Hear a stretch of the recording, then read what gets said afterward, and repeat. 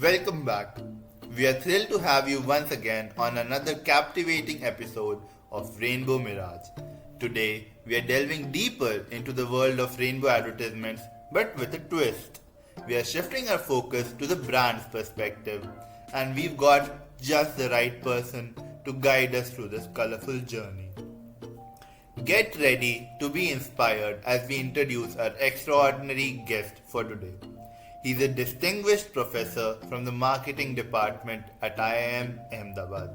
His career spans across various facets of marketing and data driven decision making.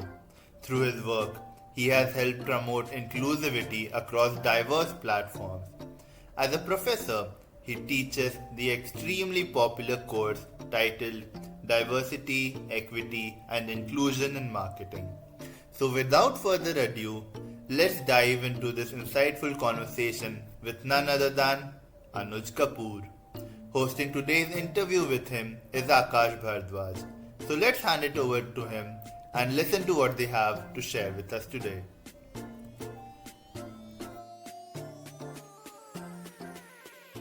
Having defined what rainbow washing as a concept fundamentally is, the idea for today's episode is to try and extend that, take it from the other side of the table and understand from a brand's perspective on why exactly do they get into those practices. Right. So probably, Professor, my first question to you on those lines itself would be, you do understand the various kind of risks and potential backlashes that come in with these kind of campaigns. We took the example of Amazon. There are so many different examples around, let's say, even Skittles when they release their, rainbow themed particular Pride Month packaging, wherein they had just white and gray kind of their product instead of the typical rainbow that they have, right? Even something like that wasn't received very well by the consumers. Even beyond, if you think from a brand's perspective, you see in the Pride Month, in the month of June, everybody and anybody is doing all these things. So at the end of it, let's take the top three consulting firms, a McKinsey, a BCG, and a Bain, all of them doing it, essentially reduces it more of a vanity factor than a differentiator per se. So given all these things in mind, why do you think brands actually indulge into something like this? What is the idea that they are coming from? Right, right. Gosh, first of all, thanks for the opportunity and thank you for the question.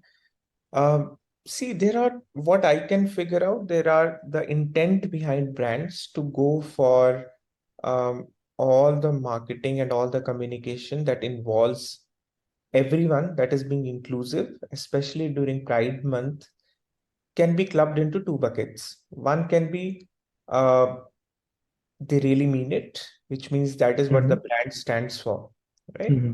And the second thing is financials, right?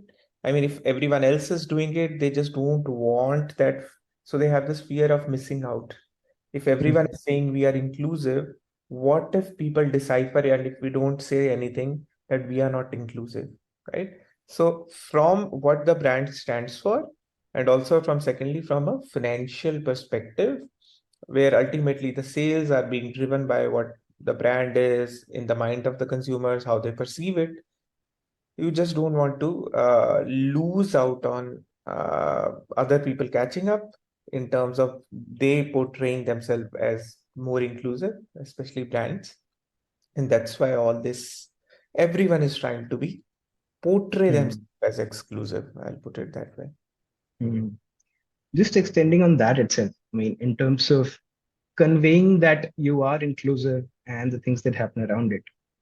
Again, let's just take the example of Amazon. So it was last year, I think, when they donated some $500,000 to a Pride campaign around the main office in Seattle. And then that entire offer was refused by the organizers of the campaign itself, saying that the quoting so and so incidents that you've actually donated to political campaigns against Pride itself. There are enough and more examples. People have done it for an n number of years now, but just that the consumers, they in a way realize that this might not be the actual intent that the brands come in with. Now, having that in mind, how do brands basically improve that communication? How do they just communicate that actually we do believe in this as a principle? Right, right. Akash, since we are both associated with B School, though I'm Mhm. not a fan of a lot of frameworks, but I will still Definitely. just use two anecdotes here. First is, see, we always discuss the moment we enter a B school, say as an MBA student, a Mhm. product market fit, Mhm. right? See, there you are offering a product, you are offering a service, whatever you are offering, and you have a target group that is your TG, right? Mhm. The issue that happens is when you don't realize what your target group wants and you Mhm. start doing something which they may not like, right? Mhm. You are giving True. an example of Amazon. So when we are talking about target group, we can also think about external and internal stakeholders. For a Mhm. company, employees are also internal stakeholders and customers are external stakeholders, External B2B, stakeholders. B2C. Now, the thing here is, for example, the recent examples of Bud Light, right? Mhm. People started firing those cans because they Mhm. associated themselves with someone who identifies himself or herself as transgender, right? So people were Yeah. not happy with it. See, this is such a commonsensical thing that product market fit. And essentially, if you are communicating anything, look at what your target group wants, right? If your target group just does not like, right, what you are portraying upfront outside in the media, there is going to be backlash, right? The issue happens when you don't just stress test your own communication or you just Mhm. don't do an simple testing on a small group of your DG, whether how they're responding to the ad. My biggest punchline here out of this is don't forget your target group. As simple as that. Just build a profile of who is your target group. If your target group does not identify themselves, right, with um, all the campaigns that happen during Pride Month, you have to Mhm. be cautious. I'm not saying you should not do it. Now comes the second angle to it. Mhm. Suppose all your clientele is someone who does not like inclusive communication. Shouldn't Mhm. you do it?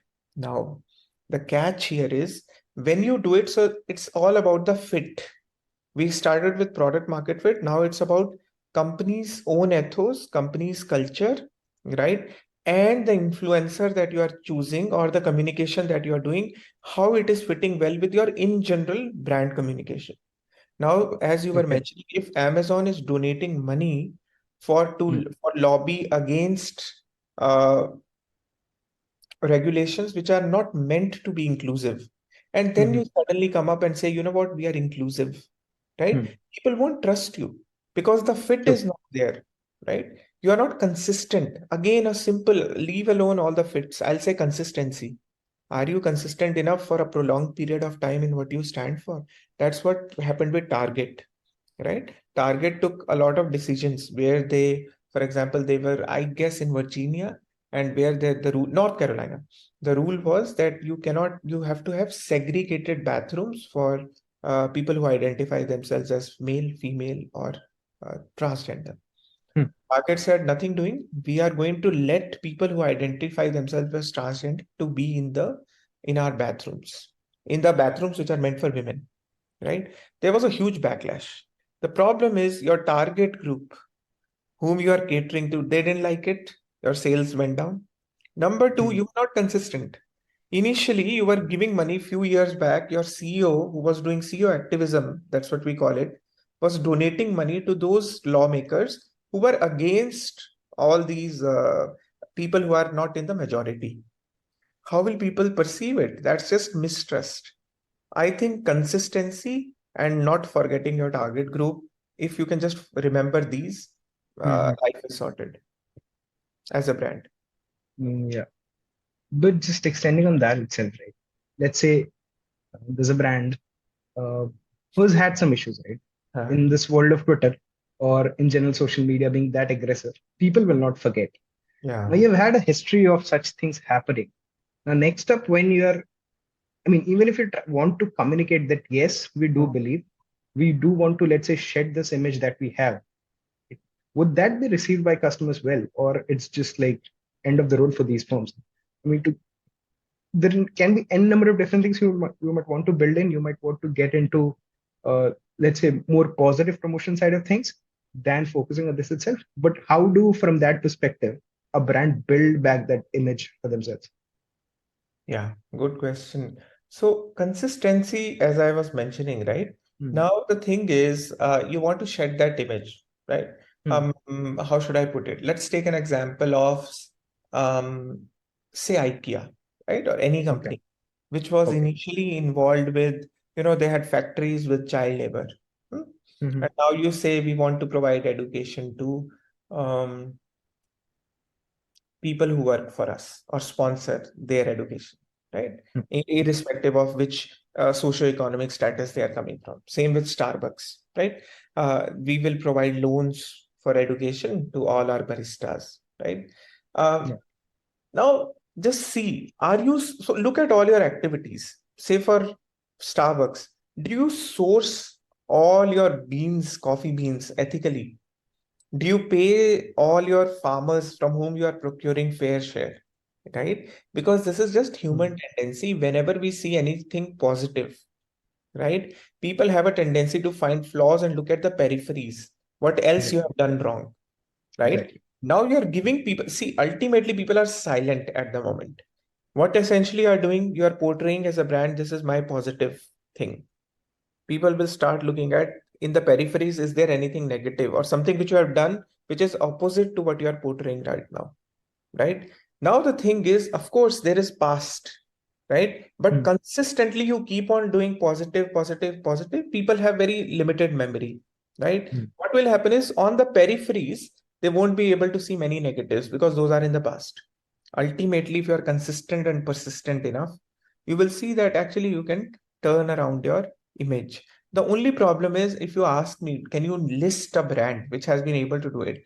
The problem Hmm. is brands also are not consistent enough. You do something and then suddenly you change, right? Target, right? Tanishq ads, right? Hmm. The issue is you do, and you don't, again, consistency and frequency. You don't do it again and again. You just do it once in a while, and then people again take it back to what you are doing. The second thing, which is also very important, is again, who is your target group? Many times, people sitting on Twitter are not your target group, Yes. right? That's a medium that's supposed to behave that way. If your target group Yes. is not sitting on Twitter, for Tanishq, they were not sitting on Twitter. That's why there was negative, word of mouth, but the sales didn't get impacted.